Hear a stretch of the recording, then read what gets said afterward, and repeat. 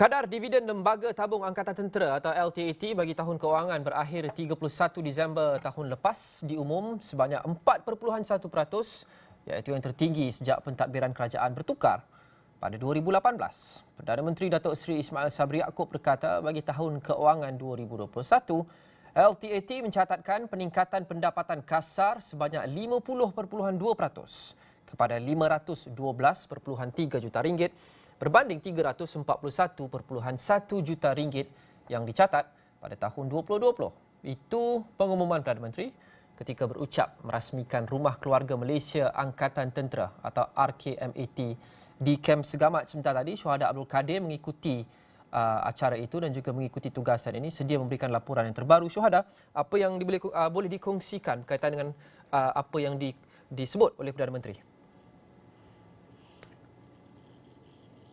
Baik, terima kasih Loman. Baik, sebenarnya ketika ini saya masih lagi berada di Kem Segamat di Johor ini, yang mana pada sebelah lewat petang tadi Perdana Menteri Datuk Seri Ismail Sabri Yaakob baru saja selesai merasmikan majlis perasmian Rumah Keluarga Malaysia Angkatan Tentera, yang mana di kem ini sebanyak 305 unit kediaman akan dibina yang melibatkan peruntukan sebanyak 147.7 juta ringgit.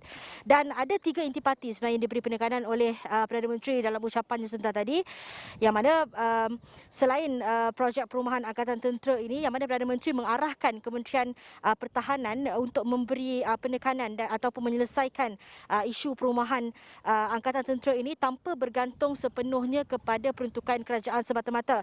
Dan yang kedua, MINDEF juga meluluskan pembinaan Kem Segamat Fasa 2 ini yang akan dilengkapi dengan lebih banyak fasiliti dan juga kemudahan. Dan yang ketiga, apa yang ditekankan ataupun yang diumumkan oleh Perdana Menteri dalam ucapannya sebentar tadi adalah beliau mengumumkan pembayaran dividen Lembaga Tabung Angkatan Tentera LTAT bagi tahun berakhir 31 Disember 2021 ini meningkat kepada 4.1% berbanding 3.5% pada tahun 2020, dan yang mana katanya peningkatan angka ini merupakan yang tertinggi selepas berlakunya perubahan tampuk pimpinan kerajaan sejak 2018 lalu, Lokman. Dan baik, mungkin kita boleh dengarkan apa yang dikatakan oleh Perdana Menteri sebentar tadi. Jadi banyak alternatif lain lah. Sebab saya katakan kalau tunggu bajet daripada kerajaan, ianya memakan masa berpuluh-puluh tahun. Dan kita tak nak lihat tentera berada di dalam rumah yang agak kurang selesa, malah kalau di setengah tempat terpaksa menyewa di luar.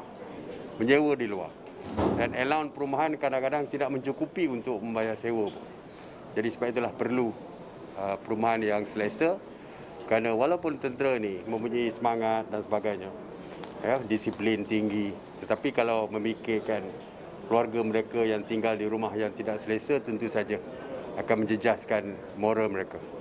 Jadi kita nak daripada zaman saya dan disambung oleh Datuk Hisham, kita nak supaya isu perumahan segera diselesaikan.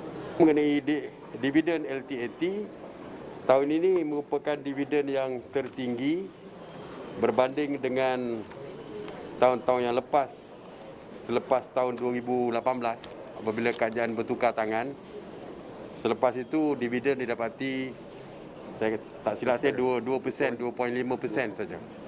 Dan tahun ini untuk tahun 2021 dividen adalah sebanyak 4.1%, manakala dari segi pendapatan meningkat sebanyak 5.2%. Daripada 341.1 juta pada 2020 kepada 512.3 juta pada 2021. Jadi saya percaya kita akan mula membuat pembayaran nantilah. Nanti akan diumumkan secara detail oleh LTAT nanti. Besok.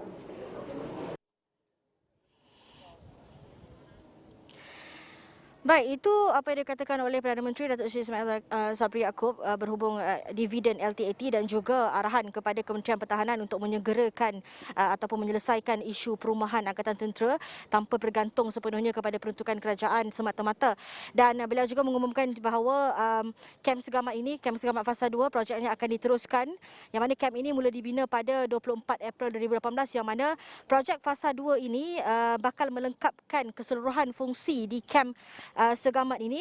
Antaranya termasuk pembinaan bangunan guna sama seperti Wira Perwira dan juga Wisma Bentara, dan juga sebuah pusat perubatan Angkatan Tentera juga akan dibina di dalam kem Segamat ini menerusi projek pembinaan fasa kedua yang telah diluluskan oleh MINDEF yang akan dilaksanakan tidak lama lagi, Lokman. Terima kasih Syuhada Kadir.